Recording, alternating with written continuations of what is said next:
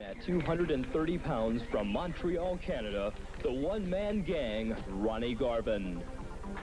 And in the blue corner, from Kansas City, Missouri, weighing in at 232 pounds, one half of the Southern Tag Team Champions, Bob Orton Jr. Okay, an exciting match here for you now. It's Ronnie the one-man gang Garvin against Bob Orton Jr. As they are ready, of course, you see Izzy Slapowitz, the manager or whatever of Bob Orton Jr. And we're ready to go. There's the bell. Ronnie Garvin and Bob Orton Jr. with me on commentary for this match is Leaping Lanny. Hello, John. Great to be here. As always, it looks like really got a great match in here.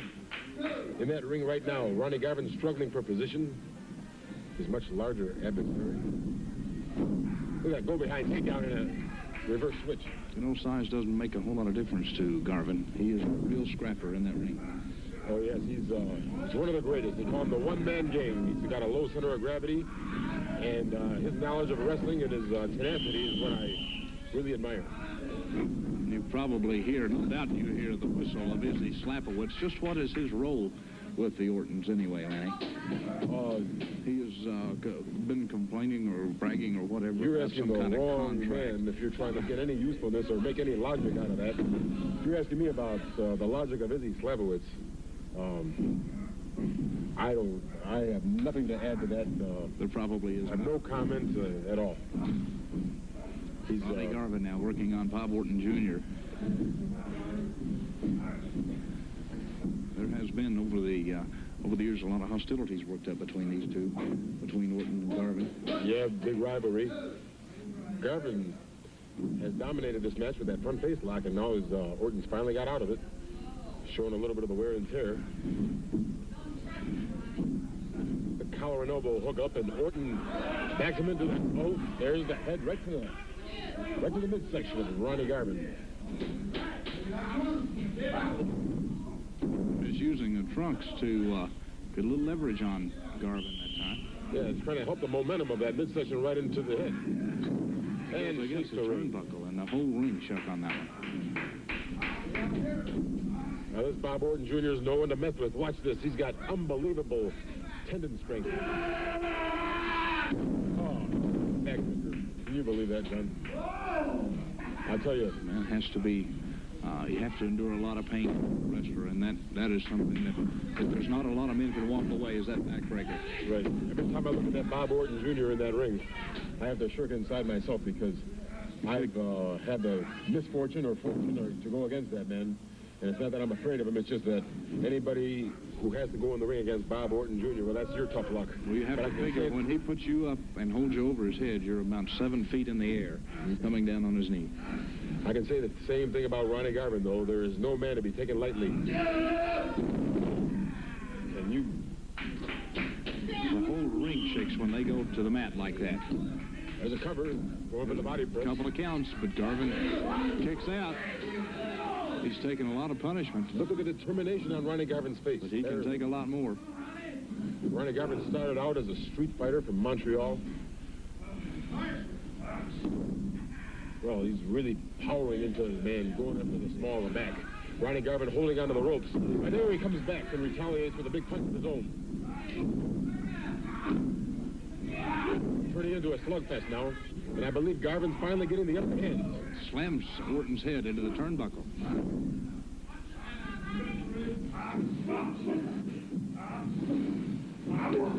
Oh, you hear that?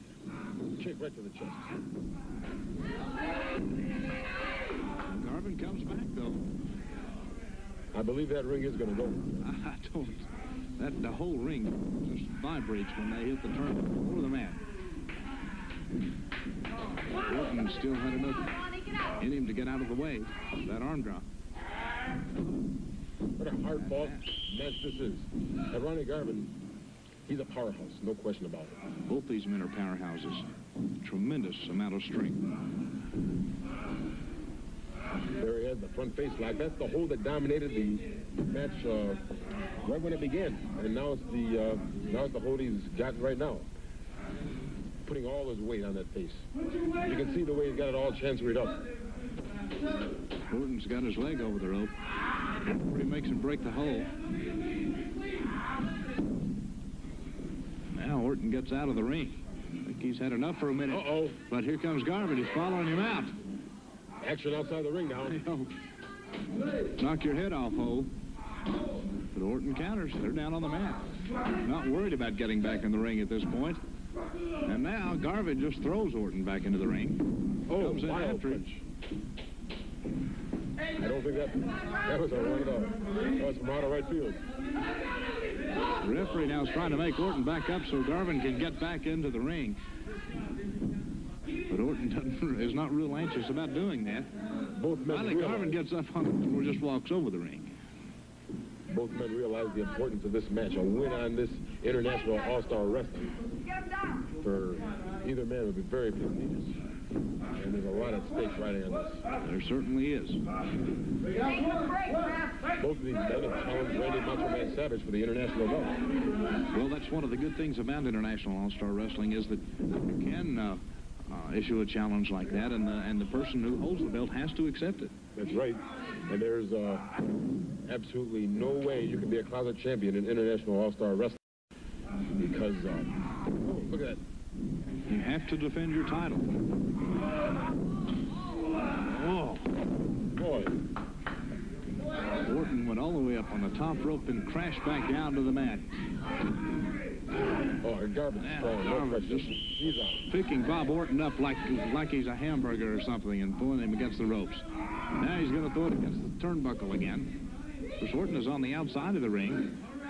Garvin's going to drag him over now, over the top one. Flex. And that ring is still shaking. It's a 2 count, but that's all. Bob Orton Jr. still has something left in him. It was close, John. Well, I'll tell you the truth, John. This is a hard-fought match. Both these men are really in there giving it all they have. There's a variation of the sleeper, but it's not a sleeper because his forearm is not on the carotid artery. He's got it instead on the chin. That's right. He's trying to. He's really working on that chin. Make him give. Come on. He's using the chin as a natural handle.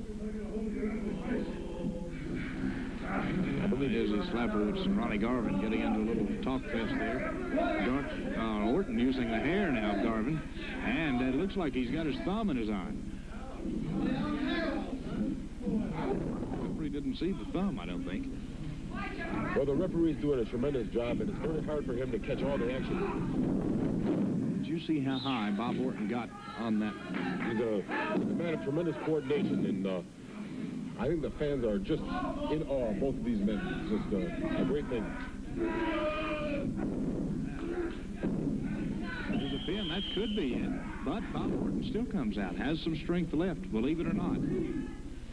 The punishment that these two men have dished out to each other is really phenomenal. It's been an exciting match. There's a headbutt. I think Ronnie Garvin got the worst of that.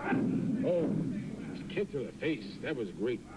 That Ronnie, boy, he's a popular wrestler. A lot of fans. Almost everybody likes Ronnie Garvin. Reverse back suplex. Boy, that ring is taking a punishment just about as bad as the wrestlers has in this match. And now here's Orton up on the second rope. Here he comes down. Garvin gets out of the way. Oh, that's got to hurt. It's one of those matches that has to hurt. Fun to watch, but not too much fun to be in. Oh, I can imagine. It's impressive, but Orton still has some strength left over. Slapowitz Ronnie Garvin, but it was to no avail. And Garvin is going to come after Slapowitz now.